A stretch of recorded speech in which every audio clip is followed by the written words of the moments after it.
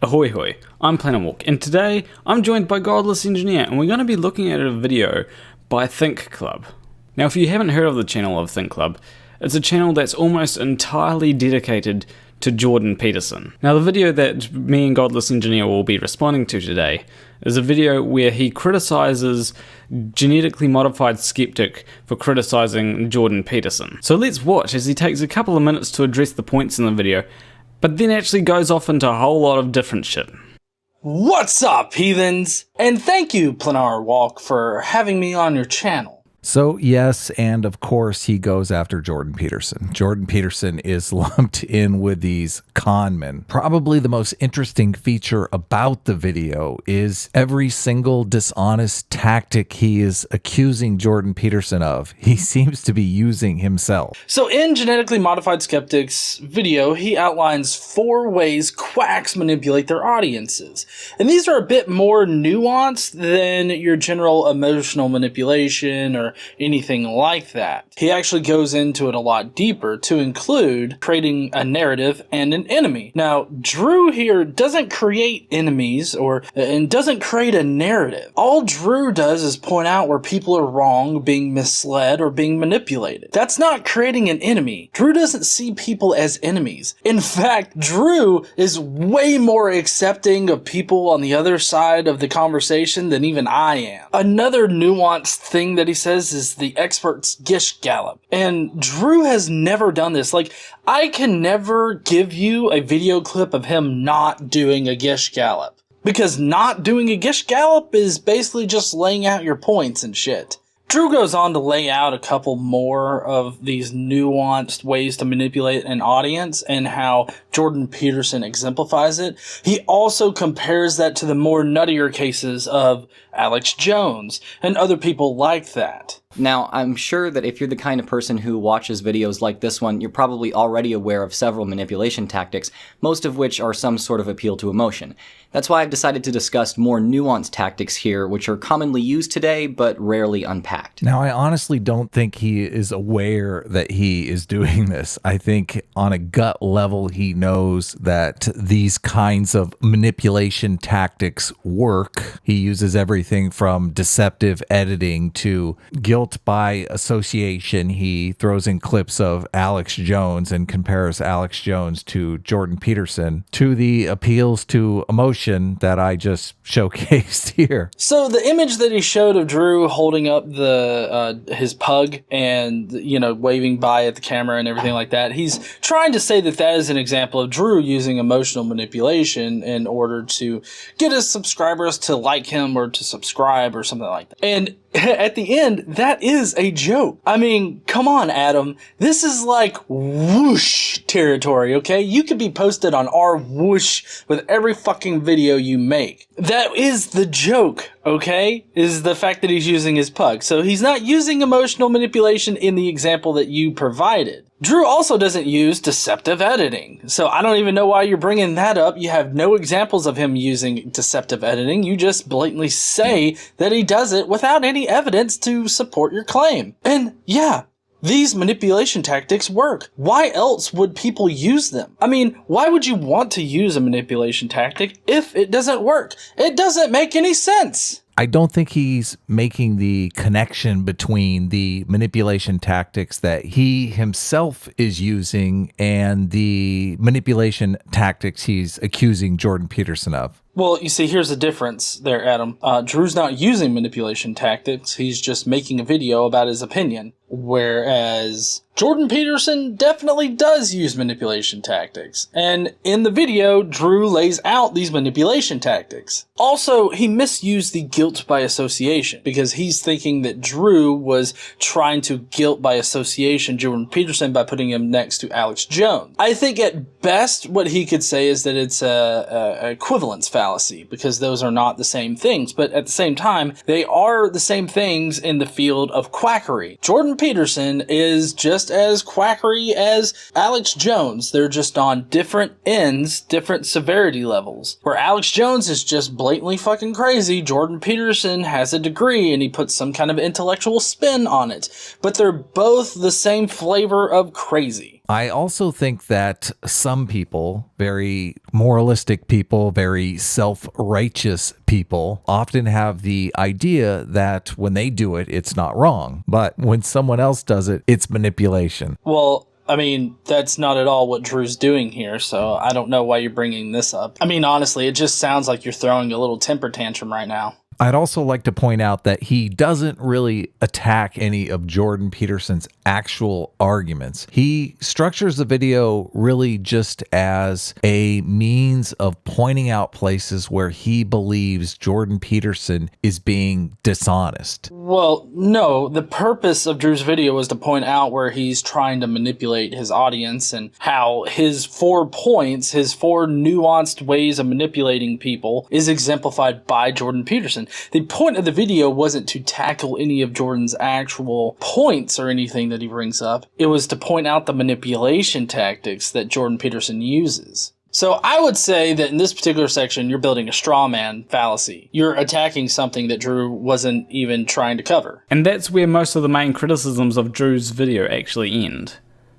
From now on, it's just a whole lot of other stuff. But this is the main part that I do want to dissect. The way I see it, these people, these anti-theists, have abandoned religion, and they are attempting to form a community around a shared goal. They call themselves activists. If you look up this guy's biography online, he says, "I'm a secular activist and YouTuber who produces content in opposition of religion." Now, this makes them see Jordan Peterson as an opponent of their goal, their philosophy. Jordan Peterson is talking about the secular utility of religion, and they are in opposition to this religion. So a lot of the times when I see people like Drew criticize Jordan Peterson, yes, it is because he's talking about religion, and it's because Jordan Peterson will often say something about religion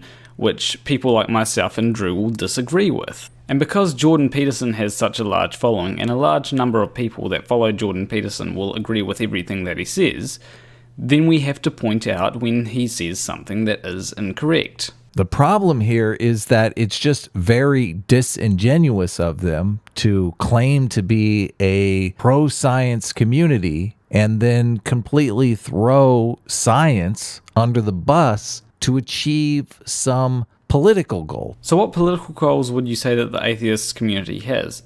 The only one I can really think of would be that in places where atheists are underrepresented, it would be nice to have a lot more atheists in power there. To go after a scientist, Jordan Peterson is a clinical psychologist. Just because someone is a scientist doesn't mean that they're automatically correct on something. Yes, Jordan Peterson is a scientist, but so is Richard Dawkins. And Jordan Peterson disagrees with stuff that Richard Dawkins says. So does that mean that Jordan Peterson is anti-science? Not necessarily. Someone who believes in evolution, who has studied clinical psychology from an evolutionary perspective for the last 30 years, simply to discredit him since they are opposed to religion for what is essentially moral reasons, not scientific reasons. You do realize that someone can oppose something for both moral and scientific reasons, right? One of the reasons I got into evolutionary psychology is that it explains so much of the world in very explicit ways. As John Tooby points out in his article on edge.org, every human, not accepting scientists, bears the whole stamp of the human condition. This includes evolved neural programs specialized for navigating the world of coalitions, teams, not groups. Although the concept of coalitional instincts has emerged over recent decades, there is no mutually agreed upon term for this concept yet. These programs enable us and induce us to form, maintain, join, support, recognize, defend, defect from, factionalize, exploit, resist, subordinate, distrust, dislike, oppose, and attack coalitions. Coalitions are sets of individuals interpreted by their members and or by others as sharing a common abstract identity. So as I've talked about in previous videos, we are very groupish. We are team-oriented. That is true.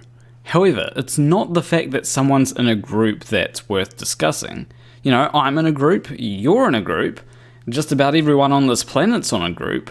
What is important is the ideals of the group that you are in, because yes, some groups have bad ideals.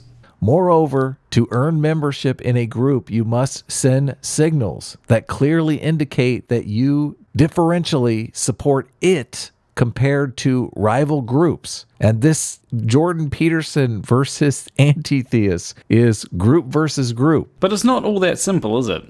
There are a lot of anti-theists who will support Jordan Peterson but will disagree on Jordan Peterson's views of religion. And just because you're in a group, it doesn't mean that you agree with everything people within that group say. But what would I know?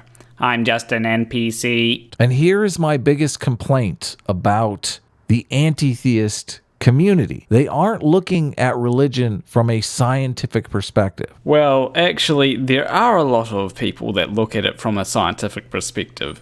Professor Stick, for example, looks at religion through a scientific lens because he is a scientist. I very much see Jordan Peterson looking at religion from an evolutionary perspective, from a scientific perspective, from a secular utility perspective. But when Matt Dillahunty asked Jordan Peterson, what would we lose if we lost religion, this was his answer. We'd lose the metaphoric substrate of our ethos, and we'd be lost. Now, I have listened to that statement multiple times trying to figure out what it's supposed to mean. And I'm pretty sure that it means that we'd fall into nihilism without religion. But a lot of atheists aren't nihilists. There are a lot of atheists that believe that they have a purpose in the universe, but they don't derive it from any religion. But let's say I'm wrong, and let's say Jordan Peterson's talking about something else. Why does it have to be derived from religion?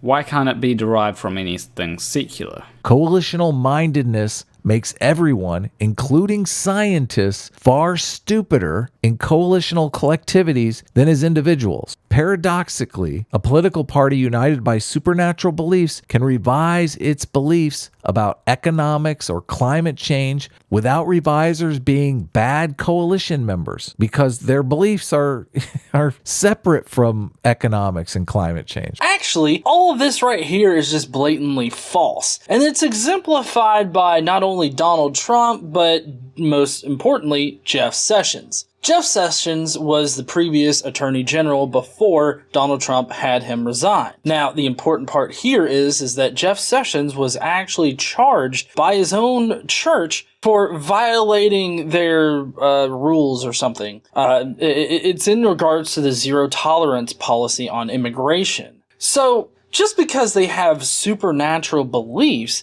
doesn't mean that, their other beliefs can't get them in trouble with their own supernatural beliefs or have them kicked out of their coalition or whatnot. It can definitely get them in trouble with their coalition if they change their ideas on other things. Also, it's important to note that Donald Trump's behavior is not universally supported by people of his own faith. There are plenty of Christians out there that reject Donald Trump and deplore his attitude towards just like everything that he has done. And it's all on the basis of their supernatural belief. See, the problem is that with these supernatural beliefs that Adam here is talking about is that they're interwoven with a lot of other different things. So just because they change their beliefs on economics or anything like that doesn't mean that they can still be secured in their own coalition. They can definitely be rejected by their coalition and kicked out. But people whose coalitional membership is constituted by their shared adherence to rational scientific propositions have a problem when, as is generally the case, new information arises which requires belief revision. And the new information, I would say, in this current Jordan Peterson versus anti-theist debate discussion, the new information is religion has secular utility. So, what would that secular utility be exactly? And if there is secular utility, does it outweigh the harms that religion can cause? They have been living on this assumption that the world would be hearts and unicorns without religion. I don't think there's any anti-theist who thinks, oh, if we get rid of religion, the world will be absolutely perfect. There will still be problems that we'll have to solve. But it may be that if we get rid of religion, those problems will become easier to solve. That religion is a net negative instead of a net positive for society. That may in fact not be the case. The evidence may not be on their side. Are you sure about that? Because the evidence seems to suggest that people would be better off without religion. And I'm not just going to go ahead and, say that I've got evidence and not provide it. I am going to provide evidence. In fact, in religious countries, religious people tend to describe themselves as happier than non-religious people. However, in countries that don't have a lot of religion, non-religious people tend to describe themselves as happier than religious people. However, the interesting thing is that when you look at the data, the most religious states are the least happiest. And the same goes for countries.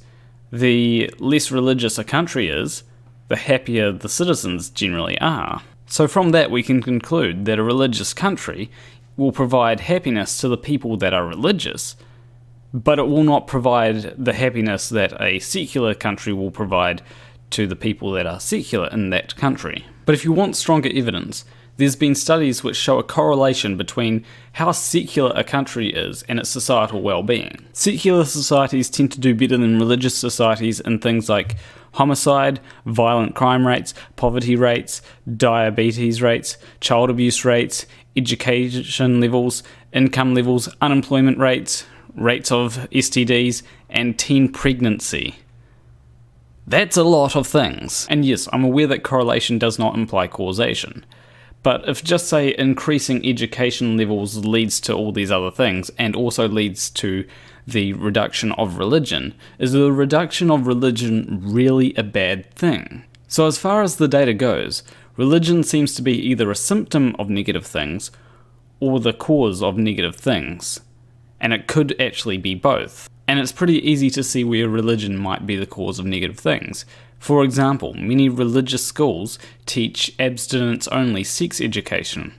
That would lead to teen pregnancies. And in the Middle East, motherfuckers are getting killed for all sorts of religious reasons.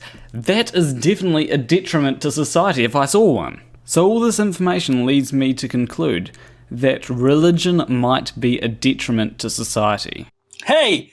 Don't forget, atheists are much better at sex. No, that's no shit. So Daryl Ray, back in about 2011, did an online study where he questioned people about their sex lives before and after leaving their religion. And come to find out, guilt is a big sex drive killer. This is no surprise considering that the church and religion in general stigmatizes sex and healthy sexual education. But the guilt that's associated with sex is prevalent in not only the religious community, but also in the secular community. Because most people in the secular community have come out of a religious community, and there's still that guilt that lingers. But Daryl did indeed find that this guilt fades away slowly, but it's still a prevalent problem. His study found that over 50% of people that left religion recorded better sex lives. If you want to learn more about why atheists are better at sex, I'm sure that Planar has put a link down below to the study. As Sam Harris points out, while reiterating Jordan Peterson's position at one of the recent Vancouver debates, at this point, religion is a narrative technology that we don't completely understand. But we don't exactly need religion to form narratives. For example, there's a story about an apple falling on Newton's head, and that's the narrative that we use to explain how the theory of gravity was formed. That may not have been how it actually went, but that's how the narrative explains it. When the evidence comes in, when the cost-benefit analysis is done, when it comes back in that the modern forms of Christianity have these pro-social benefits for society, that the advantages outweigh the costs, then it is time to revise your rational, scientifically minded beliefs. But what are those benefits? I hear you claiming a lot of religion has wonderful benefits, they're great, they're the best benefits, they're huge. But I don't actually see you saying what these benefits are.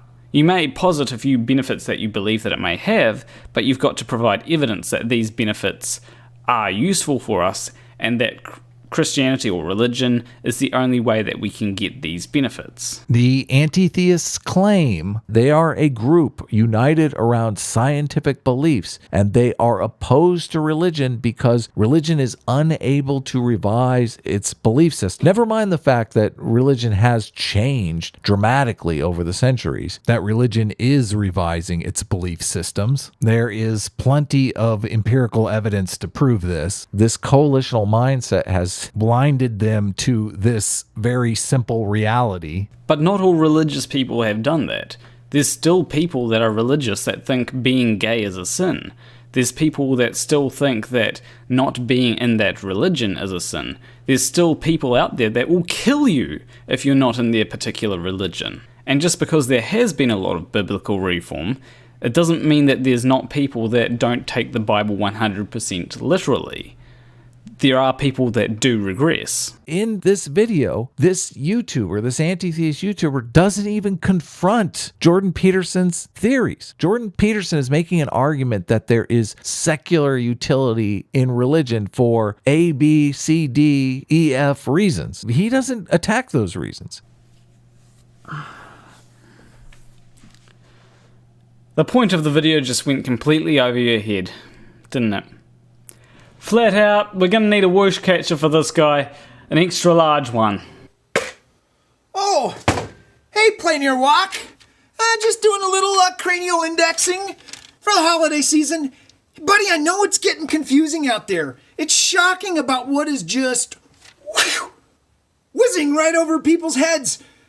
I'm sending you a whole batch of whoosh catchers, buddy. Spread them around. They're the new inspired wide dimensionally devices. So anyway, they're coming. I'm also going to send you some complimentary Jeranism inspired personal domes. Fight the good fight, buddy. Keep up the good work. The whoosh catchers are on their way. Keep it flat. Thanks, Flat Out, you're awesome.